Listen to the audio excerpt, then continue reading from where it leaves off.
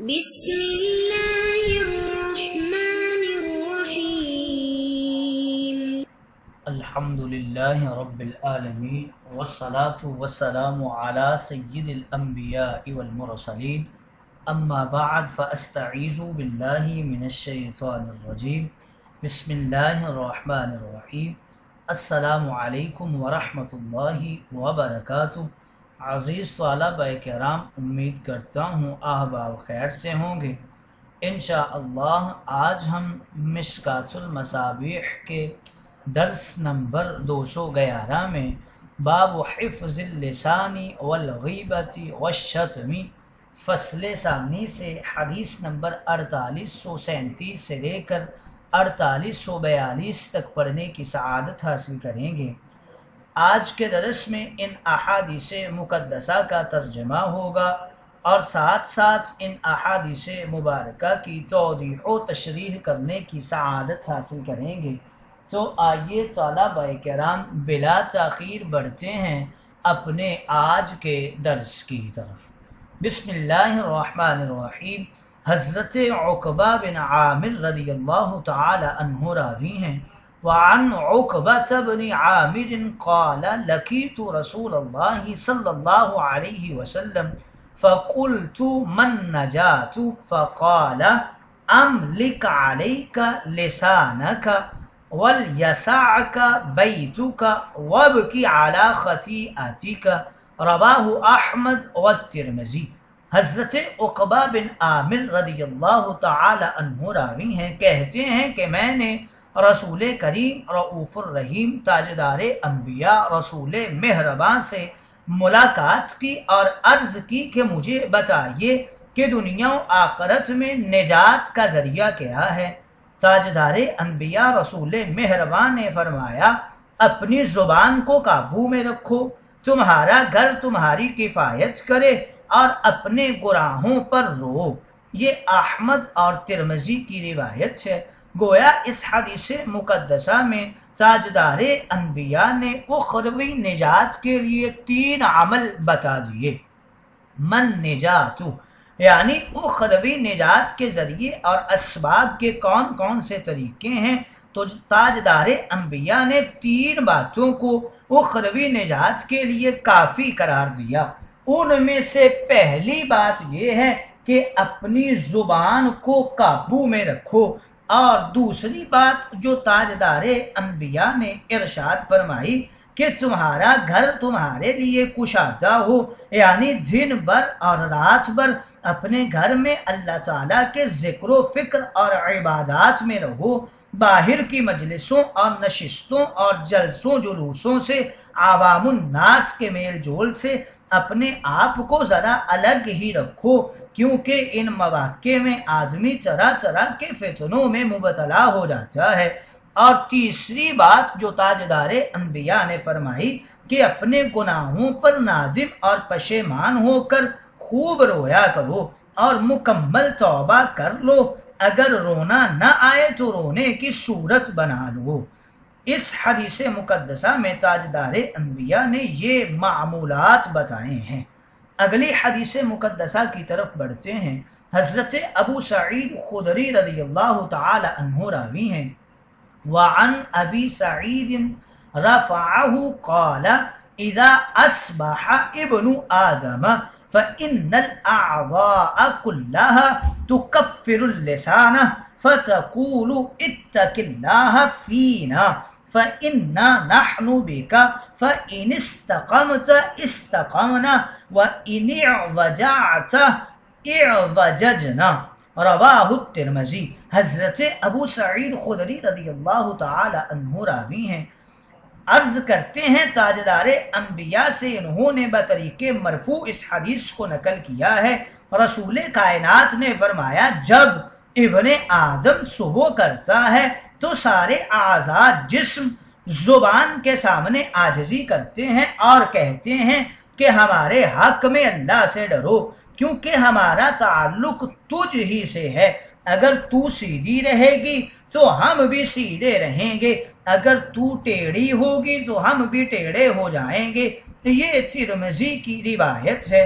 گویا اس حدیث مقدسہ میں اس بات کی طرف اشارہ ہے کہ جسم کے تمام اعضاء روزانہ زبان سے عاجزانہ درخواست کیا کرتے ہیں۔ ان استقامت یعنی تمام اعضاء زبان کے سامنے عاجزی اور تواضع اور انکساری کرتے ہیں کہ اگر تم ٹھیک رہی تو ہم ٹھیک رہیں گے، اور اگر تم ٹیڑھی ہو گئی ہم بھی ٹیڑھے رہیں گے، ہمارا دار و مدار تم ہی پر ہے۔ یہاں ایک سوال پیدا ہوتا ہے، وہ یہ کہ اس طرح صحیح حدیث میں دل کے بارے میں بھی آتا ہے الا ان فی الجسد مضغۃ اذا صلحت صلح الجسد کلہ، یعنی دل کی وجہ سے انسان کا سارا بدن سدھرتا اور بگڑتا ہے۔ حالانکہ زیر بحث حدیث میں زبان کے بارے میں یہ الفاظ ہیں کہ اس کے ذریعے دل کا سارا معاملہ اور جسم جو ہے وہ سدھرتا اور بگڑتا ہے، تو یہ تو واضح تعارض ہے۔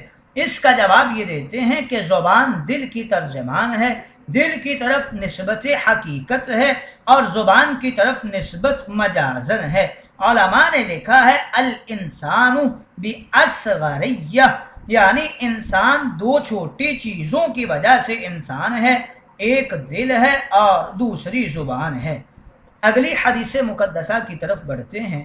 حضرت علی بن حسین رضی اللہ تعالی عنہ راوی ہیں، وَأَنَ عَلِيِّ بْنِ الْحُسَيْنِ قَالَ قَالَ رسول اللہ صلی اللہ علیہ وسلم من حسن اسلام المرء ترکہ ما لا یعنیہ، رواہ مالک وأحمد ورواہ ابن ماجہ عن ابی ہریرہ والترمذی والبیہقی فی شعب الایمان عنہما۔ حضرت علی ابن حسین رضی اللہ تعالی عنہ راوی ہیں، یعنی امام زین العابدین۔ آپ کہتے ہیں کہ رسول کریم رؤوف الرحیم، آپ نے ارشاد مقدس فرمایا انسان کے اسلام کی خوبی یہ ہے کہ وہ اس چیز کو چھوڑ دے جو بے فائدہ ہے۔ یہ مالک اور احمد کی روایت ہے، نیز اسی روایت کو ابن ماجہ نے حضرت ابو ہریرہ سے اور ترمذی اور شعب الایمان میں بیہقی نے، یعنی دونوں نے حضرت ابو ہریرہ اور حضرت علی بن حسین سے نقل کیا ہے۔ ترکہ ما لا یعنیہ، لا یعنی یہ بے فائدہ کلام کو کہتے ہیں۔ مطلب یہ ہے کہ کامل ایمان کی نشانی اور علامت یہ ہے کہ آدمی ان بے فائدہ باتوں سے احتراز اور اجتناب کرے جس میں نہ دنیاوی فائدہ ہو اور نہ ہی کوئی اخروی فائدہ ہو۔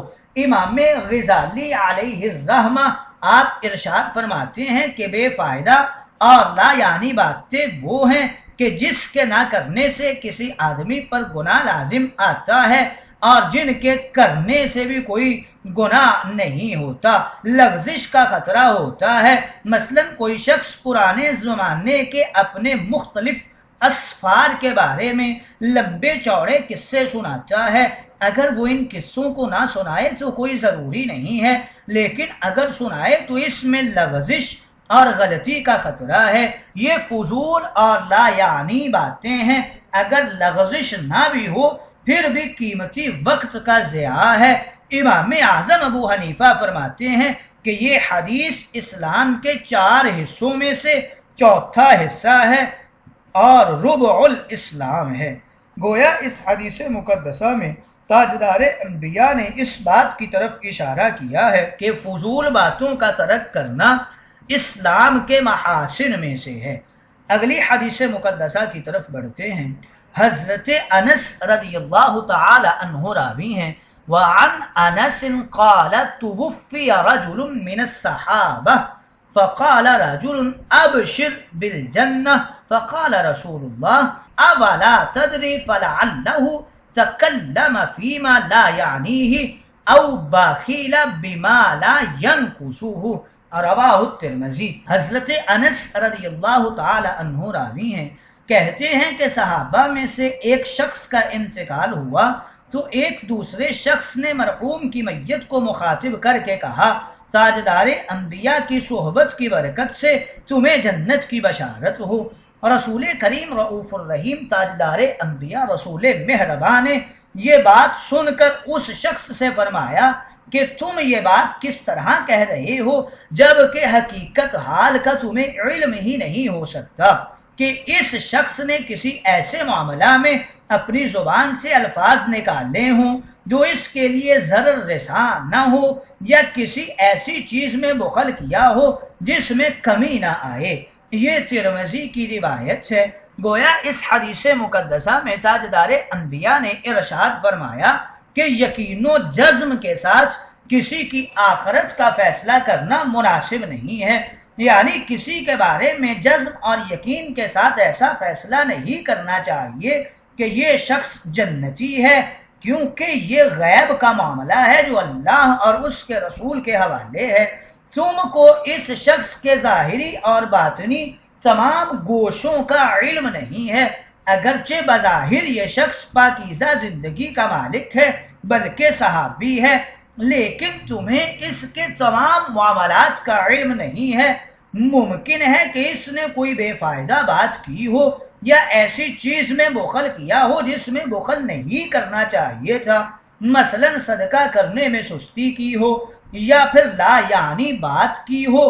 اس حدیث کا خلاصہ و مطلب یہ ہے کہ یقین کے ساتھ ایسا فیصلہ کرنا کہ ایک بندے کے لیے مناسب نہیں ہے جس کے مستقبل کا اس کو علم نہ ہو۔ بخل کرنے کا مطلب یہ ہے کہ سلام کرنے، صدقہ دینے اور علم کے پھیلانے میں بخل کرتا ہے جس سے کسی چیز کے کم ہونے کا خطرہ نہیں ہے۔